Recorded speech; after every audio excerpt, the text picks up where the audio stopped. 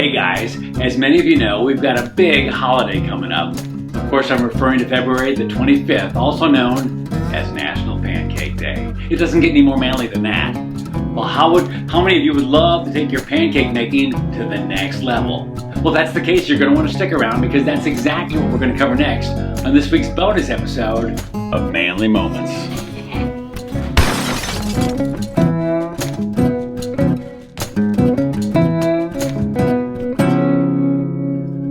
Well, if I'm honest, my pancake making skills could use a little help.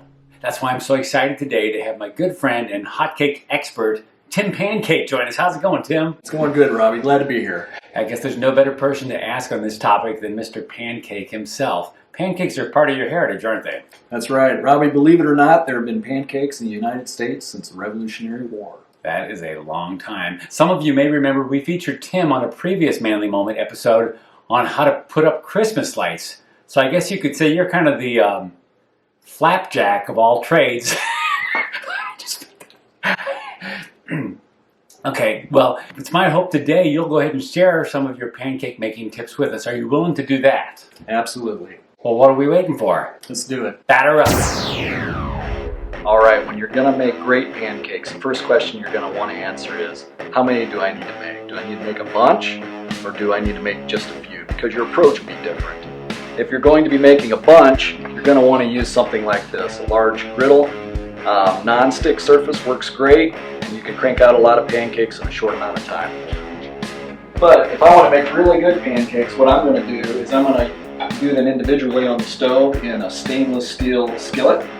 Nothing special, just a standard skillet on a gas oven, and that's how we're going to make our pancakes here in just a little bit.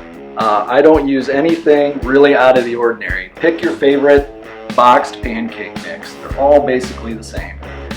It's not the pancake mix that makes the flavor for the pancake. It's the oil.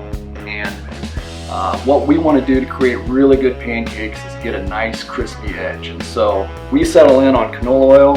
It's a vegetable oil. It's a little bit healthier, but any kind of corn oil, vegetable oil, any of those would be fine. Avoid olive oil. You don't need Italian pancakes. What you see here is I got a couple of cups of pancake mix ready to go. Again, just follow the instructions on the box. I'm going to add the water. Now, surprisingly, this is a key step. If you're a pancake connoisseur, which I'm going to admit that I'm not, but if you talk to people that are really into pancakes, they say mix as little as possible. You want that to be chunky, and that's going to give you a big, fluffy pancake. That's actually not what I'm looking for. I'm going to stir this up, whisk it until it's more like cake batter with most of the clumps gone. Now again, you should stop here if you're wanting that big, thick, fluffy pancake, because you don't want to beat up the gluten. And that's a whole nother scientific story. But I'm going to mix it up, and I want it to be more like cake batter. So that's a little thick right there. Add a little bit more water. Get that to smooth out and to be a medium thickness. Again, I think a great analogy is cake batter. I'm going to get most of those clumps gone. But make sure that it's mixed thoroughly so you don't have any dry mix still in the mixing pan. Alright, and there we go. We actually want to let that sit for 3 or 4 minutes. The temperature we're wanting to achieve is barely hot enough to fry the pancake. We don't want that thing cooking super hot because it'll burn the pancake. It'll cook it too fast. And you don't want it so low that you don't get these crispy edges from the frying heat. So I'm going to add the vegetable oil. I'm going to put in about a tablespoon. And we want to get that to coat the entire bottom because you don't want the pancake to stick. Like I said, we want about a medium heat on that. I would say that's just barely frying. That's the way I like it because I want to slow cook my pancakes a little bit. The reason being is that gives me a nice, almost done center. Just kind of like a cookie. It tastes a little bit better when it's just almost done. So I'm doing the same thing with my pancakes. Now this is the time that you would want to put something in the pancake if you'd like to add things to your pancake. I do have some blueberries here. I'm going to drop them in.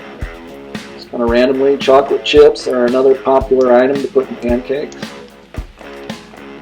But you can see those edges are getting nice and crispy. You're getting that nice bubbling along the edges. Again, in my humble opinion, that's what makes a great pancake. All right, we're going to go ahead and flip this over. Look at that, golden brown. That is going to be delicious. And I always like to melt some butter over the hot pancake before adding the syrup. Pick whatever syrup you like, but warm it up before you put it on the pancake. Nothing's worse than putting cold syrup on a hot pancake, makes the pancake cold. It's just not as great of an experience. That's a prize right there. Wow, Tim, they look fantastic, but the real question is, how do they taste? It's just one way to find out. I thought you'd never ask.